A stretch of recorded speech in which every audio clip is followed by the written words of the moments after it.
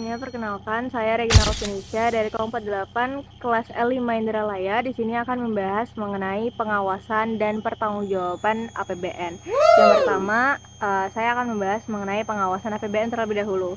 Pengawasan APBN merupakan rangkaian mekanisme pengendalian yang dirancang untuk memastikan bahwa seluruh kegiatan pengelolaan keuangan negara telah berjalan sesuai dengan ketentuan hukum, tujuan kebijakan, dan prinsip akuntabilitas publik. Yang dimana pengawasan terhadap APBN ini terbagi menjadi dua, yaitu pengawasan internal dan juga pengawasan eksternal. Untuk pengawasan internal sendiri itu diawasi oleh Inspektorat Jenderal Kementerian maupun lembaga, lalu ada BPKP dan Bendara Umum Negara di bawah Kementerian Keuangan, yang dimana mereka ini memastikan bahwa pelaksanaan APBN mengikuti prinsip efektivitas dan efisiensi. Nah, selanjutnya adalah pengawasan eksternal. Pengawasan eksternal ini dijalankan oleh BPK sebagai lembaga pemeriksa keuangan negara yang bersifat independen serta oleh DPR RI, yang dimana mereka ini menjalankan pengawasan politik untuk memastikan adanya mekanisme checks and balance. Selanjutnya, kita akan membahas mengenai pertanggungjawaban APBN. Pertanggungjawaban APBN merupakan tahap yang menegaskan kewajiban konstitusional pemerintah untuk menunjukkan bahwa seluruh proses penyusunan, pelaksanaan, dan pengeluaran anggaran telah mengikuti kerangka hukum. Nah, sesuai dengan Undang-Undang Nomor 17 Tahun 2003 tentang Keuangan Negara, pertanggungjawaban memiliki kedudukan strategis sebagai sarana evaluasi untuk memastikan bahwa realisasi anggaran benar-benar sejalan dengan rencana dan sasaran pembangunan nasional. Berdasarkan Santoso et al. Pada tahun 2023, yang menjelaskan bahwa fungsi pertanggungjawaban APBN itu meliputi fungsi hukum tata negara yang menjadikan APBN sebagai instrumen otoritas negara, lalu ada fungsi teknis pengurusan yang menegaskan APBN sebagai dasar pelaksanaan kegiatan pemerintahan secara tertib, efisien, dan terukur, serta yang terakhir adalah fungsi makroekonomi yang menempatkan APBN sebagai alat kebijakan fiskal dalam menjaga stabilitas dan pertumbuhan ekonomi nasional. Halo, perkenalkan nama aku Amira Zaria Lintang, aku dari kelompok 8 dari kelas L5. Jadi di sini aku akan membahas apa sih itu pengawasan dan pertanggungjawaban dalam APBD. Di mana yang kita ketahui itu sendiri, tahap pengawasan itu merupakan tahap pengendalian untuk memastikan pelaksanaan anggaran daerah itu berjalan sesuai rencana. Fungsi tahap pengawasan ini sendiri sebagai instrumen yang dapat mendeteksi jikalau adanya penyimpangan atau suatu hal yang tidak sesuai dengan prosedur maupun pelaksanaannya. Di mana di dalam tahap pengawasan ini terdiri dari pengawasan internal dan pengawasan eksternal. Di mana yang kita ketahui itu sendiri, pengawasan internal terdapat di dalam instansi pemerintahan itu tersebut, di mana dalam instansi pemerintah itu terdapat unit yang mengawasi dan mengontrol proses anggaran secara sistematis. Sedangkan pengawasan eksternal itu sendiri dilakukan oleh pihak luar seperti BPK atau DPR. Lalu dalam tahap pertanggungjawaban, di mana tahap ini merupakan penutup. Biasanya tahap ini merupakan penutup dalam penganggaran APBD. Tahap ini juga sebagai sarana menilai efektivitaskah kebijakan keuangan daerah yang telah kita tetapkan atau belum. Di dalam tahap pertanggungjawaban ini, pemerintah harus menyampaikan secara jelas kepada publik sebagaimana anggaran tersebut telah digunakan dan output apa saja yang telah dihasilkan. Pemerintah juga harus menyusun laporan keuangan dan laporan kinerja. Laporan tersebut berisi seluruh aspek penggunaan anggaran, terdapat pendapatan daerah, belanjaan daerah, dan pencapaian indikator kinerja semua program dan kegiatan yang telah kita lakukan. Baiklah, untuk selanjutnya akan dijelaskan oleh rekan saya.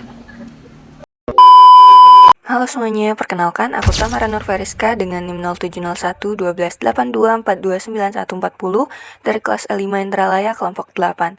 Pada kesempatan kali ini, aku akan ngejelasin tentang permasalahan yang terjadi dalam pelaksanaan pengawasan dan juga pertanggungjawaban APBN serta APBD. Jadi, pengawasan dan pertanggungjawaban APBN dan APBD dilakukan untuk memastikan bahwa anggaran publik baik itu dalam tingkat negara maupun daerah itu terlaksana sesuai dengan rancangan dan tujuan, yaitu kepentingan masyarakat, juga program-program yang telah direncanakan sebelumnya. Nah, dalam pelaksanaan pengawasan dan pertanggungjawaban APBN dan APBD ini seringkali memunculkan masalah-masalah seperti dari segi APBN, yang pertama itu ada efisiensi dan efektivitas pengelolaan dan juga penyaluran pengeluaran itu tidak sesuai dengan apa yang telah direncanakan di RAPBN. Kemudian, yang kedua, itu kurangnya sumber daya manusia yang memadai dalam pengelolaan, juga pengawasan dan pertanggungjawaban APBN dan APBD. Kemudian, yang ketiga, pengeluaran belanja anggaran negara itu tidak transparan. Bahkan mungkin seringkali terjadi bahwa belanja negara itu dilakukan dengan tidak mempertimbangkan kesejahteraan rakyat. Kemudian yang keempat adalah pengawasan melekat yang belum tepat transparan. Pelaksanaan melekat ini berpacu atau mengacu pada pengawasan internal yang dilakukan oleh APIP, oleh instansi-instansi seperti BPKP, Inspektorat Jenderal, Inspektorat Provinsi, dan Kabupaten atau Kota.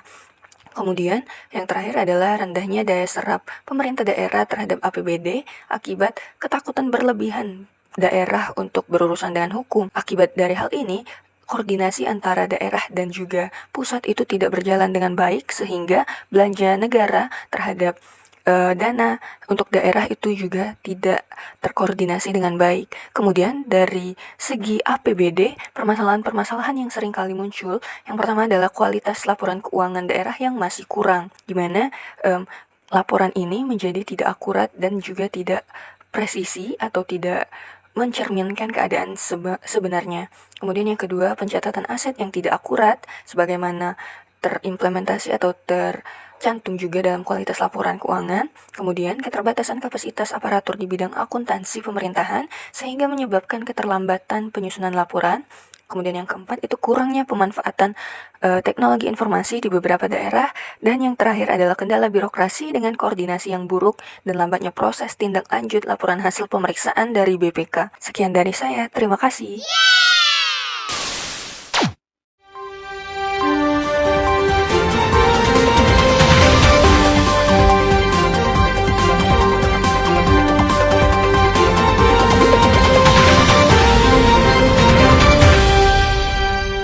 Halo semuanya, perkenalkan nama aku Farkos Nurul Aulia Putri Ramadhani dari kelompok 8.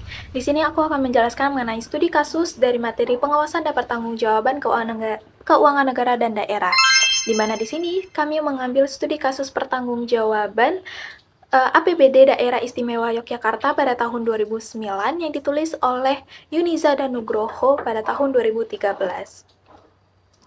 Adapun pengawasan yang dilakukan, yakni yang dilakukan oleh DPRD dan Menteri Dalam Negeri. Nah, pengawasan yang dilakukan oleh DPRD sendiri, di sini DPRD memiliki wewenang untuk mengawasi pelaksanaan APBD agar sesuai dengan RKPD. Adapun mekanismenya, yakni yang pertama, kepala daerah akan menyerahkan rancangan peraturan daerah tentang pertanggungjawaban pelaksanaan APBD kepada DPRD yang berupa laporan keuangan yang telah diperiksa oleh Badan Pemeriksa Keuangan paling lambat itu 6 bulan setelah tahun anggaran berakhir, di mana laporan keuangan ini berupa laporan realisasi APBD, neraca, laporan arus kas, serta catatan atas laporan keuangan yang dengan melampirkan laporan keuangan badan usaha milik daerah. Selanjutnya, Kepala Daerah dan DPRD akan membahas rancangan peraturan daerah ini hingga nantinya disetujui bersama antara Kepala Daerah dan DPRD. Selanjutnya, yakni pengawasan yang dilakukan oleh Menteri Dalam Negeri, di mana dalam hal ini pengawasan yang dilakukan oleh Menteri Dalam Negeri telah diatur dalam Permendagri nomor 65 tahun 2007. Adapun mekanismenya yaitu yang pertama, sebelum ditetapkan oleh gubernur, maka paling lambat 3 hari kerja rancangan peraturan daerah dan rancangan peraturan gubernur harus diserahkan kepada Menteri Dalam Negeri untuk dievaluasi dengan melampirkan dokumen yang diperlukan. Selanjutnya, hasil evaluasi yang disampaikan oleh Menteri Dalam Negeri kepada Gubernur itu paling lambat 15 hari setelah rancangan diterima setelah diterimanya rancangan yang diberikan. Selanjutnya, apabila Menteri Dalam Negeri telah menyatakan hasil evaluasi itu telah sesuai dengan kepentingan umum dan peraturan perundang-undangan, maka gubernur akan menetapkan perancangan peraturan daerah dan rancangan peraturan gubernur sebagai peraturan daerah dan peraturan gubernur. Sebaliknya, jika Menteri Dalam Negeri menyatakan bahwa hasil evaluasinya itu bertentangan dengan kepentingan umum dan peraturan perundang-undangan, maka Gubernur dan DPRD itu diwajibkan untuk melakukan penyempurnaan paling lama 7 hari kerja terhitung sejak diterimanya hasil evaluasi. Namun, apabila tidak ditindaklanjuti, maka Menteri Dalam Negeri akan membatalkan rancangan peraturan daerah dan rancangan peraturan gubernur sesuai dengan peraturan perundang-undangan yang berlaku. Nah, untuk Daerah Istimewa Yogyakarta sendiri pada tahun 2009, yaitu Satuan Kerja Peraturan Daerah, Satuan Kerja Perangkat Daerah itu mengumpulkan laporan ke pejabat pengelola keuangan daerah pada akhir Februari. Nah, oleh Badan Pengelola Keuangan Daerah ini akan melakukan konsolidasi sampai akhir Maret. Nah, pada awal bulan April, mereka menyerahkan kepada Badan Pemeriksa Keuangan untuk diaudit.